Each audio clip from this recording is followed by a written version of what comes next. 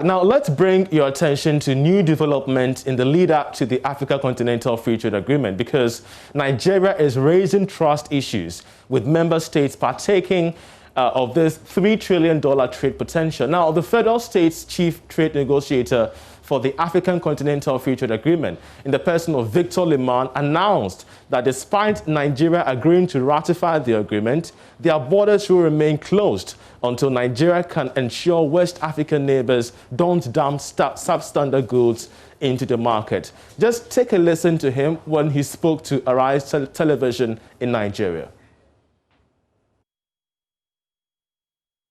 We have to be realistic. If our borders are not secure, then we have not just a trade problem, but we also have a national security problem. Every country needs to take steps to ensure that they put together a credible, secure border, put together a policy framework that ensures that people can trade freely across the border without any form of fear or encumbrance. I believe and I know that Nigeria is working round the clock to ensure that our borders are secure from smugglers. And so I think there is need for us to really sit together amongst ourselves, not just Nigeria, but also within the region. And of course at the continental level, and say, if you do not secure your border, and criminal elements or our markets are abused or exposed to infractions, then we would do this. We would do A, B, Z. We would sanction. We would place a sanction on you. So every stakeholder needs to take this on board to ensure that we need to have a secure border. You heard Victor Liman there. Now, here are the reasons we must be concerned by this statement. First, Nigeria is an economic powerhouse in Africa, so that shutting down borders over issues of dumping, when indeed member states have ratified rules of origin, is somewhat problematic. Also, any reprisal response from member states like Ghana can jeopardize the very essence of the Continental Free Trade Agreement area. Joining us to digest what this means to the Continental Free Trade Agreement is a member of the Trade Board on the Continental Free Trade Agreement area. He's also the president of the Ghana Union of Traders Association, Dr. Joseph Obin. Welcome to the program, Doc. We're so grateful that you joined us. First of all, are you surprised by the statement made by Victor Liman? No. I'm not surprised. He couldn't have said anything better. This is what nations do. Every nation has the responsibility to secure its borders against inferior goods or wholesale goods that will come in to affect its citizenry. You protect your economy by way of curbing these substandard goods coming into your country. And this is exactly what they are trying to do, and it's in perfect order. But of course, it raises trust issues in the wake of the Continental Free Trade Agreement area. Yeah, within the framework, it does not say that people should import from outside the continent substandard goods and reship into member countries. That's not what the protocol says. The protocol underlines the rules of origin. Sure.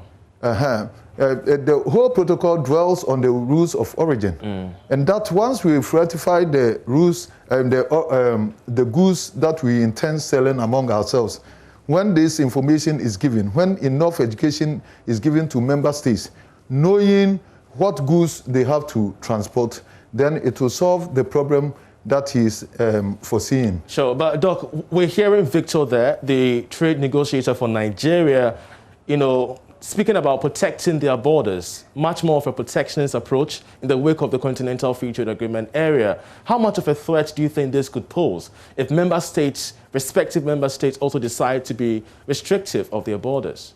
Yeah, he is citing security. All of us are threatened with security. The influx of illegal migrants into one's economy, because trading doesn't mean relocating into one's country. And that if they are afraid of security, they have every right. But then, do you have to close your border? That's the only thing. you can check these things without necessarily closing the borders. Because then you have to make sure that the framework that establishes these protocols is ensured and that everybody is going, doing the right thing. In that case, goods can trickle in without necessarily being panicked with the security issues. Substandards can be checked at the borders. Goods that are not within the rules of origin can be stopped from getting in, and then you can still achieve the same aim. We saw the impact of the closure of the borders. These are previous, footages that we had from Nigeria. We saw the impact on traders here in Ghana. Most of them couldn't get their goods in, get their goods out. Most of these goods were diminishing just at the borders. You are the chairman, you are part of the board, the retail trade within the Continental Free Trade Agreement area. How much of a concern is the closure of these borders to the fruition of the Continental Free Trade Agreement area? Yeah, the underlying factor for these treaties is free movement of goods and services. Exactly. So definitely, if one country closes its border, then it will affect this free movement of goods and services. But if one country says that he's doing that on basis of security and all that, and abuse of these protocols, then that country has the right. Because nobody has to abuse these protocols. For us, initially, it was a problem for us. And I know for some few manufacturers like Casapreco and all that, these things might affect. But normally, generally, the trading community, we have overcome this. Because Nigeria is not a trading hub. We buy our goods from Dubai, China, and elsewhere.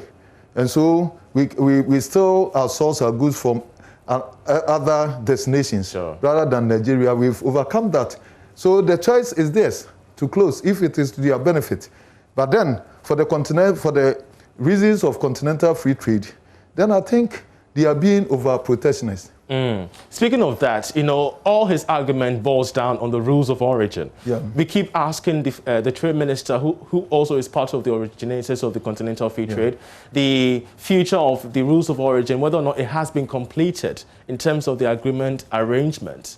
You are part of the entire commission. What has been the update so far on the rules of origin? Yeah, the last time I talked to customs, they are still pruning down on the side from Ghana because you have to communicate this list across the board of the member states and all that.